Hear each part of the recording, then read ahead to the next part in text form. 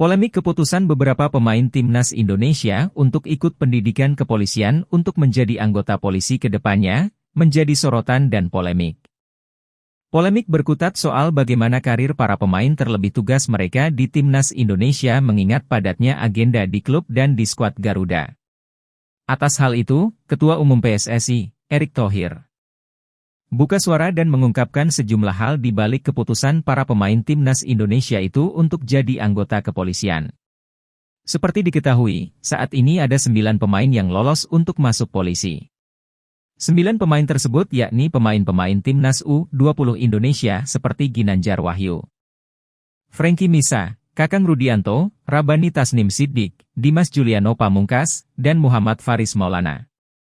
Sementara 2 pemain lainnya yakni skuad timnas U23 Indonesia yakni Muhammad Ferrari dan Ananda Raihan.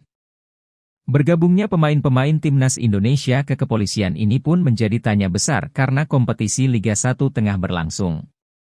Apalagi agenda timnas Indonesia setelah ini juga cukup padat. Sehingga berbagai pertanyaan pun timbul dari berbagai pihak terkait bagaimana proses pemain-pemain timnas Indonesia ini bisa menjadi anggota kepolisian. Erick Thohir pun mengungkapkan bagaimana akhirnya Muhammad Ferrari hingga Frankie Misa ini bisa mengikuti pendidikan kepolisian. Pria yang juga menjabat sebagai Menteri BUMN tersebut mengatakan bahwa proses ini berawal setelah para pemain bertemu dengan Presiden RI, Joko Widodo. Mantan Presiden Inter Milan ini pun menjelaskan meski para pemain timnas Indonesia ini mengikuti pendidikan kepolisian tak langsung masuk begitu saja. Ia menjelaskan bahwa semua dijalankan seusai dengan prosedur yang ada. Lebih lanjut, Erick pun menjelaskan bahwa pihaknya bakal mengusahakan agar para pemain timnas Indonesia ini nantinya bisa memperkuat tim Merah Putih. Ia menjelaskan para pemain ini memang harus mengikuti prosedur yang ada, tetapi pihaknya tetap akan melakukan komunikasi dengan kepolisian. Apalagi yang telah lolos jadi anggota kepolisian ini bakal menjalani pendidikan selama 5 bulan yang dimulai dari Juli 2023 ini. Dengan begitu, peluang para pemain ini bergabung dan membela timnas Indonesia pun sangat minim.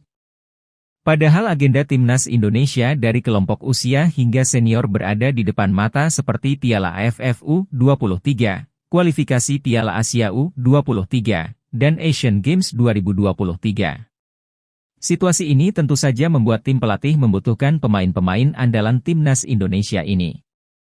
Untuk ini, Erick mengaku akan ada komunikasi dengan pihak kepolisian dan mencari cara terbaik agar para pemain ini masih bisa memperkuat skuad Garuda.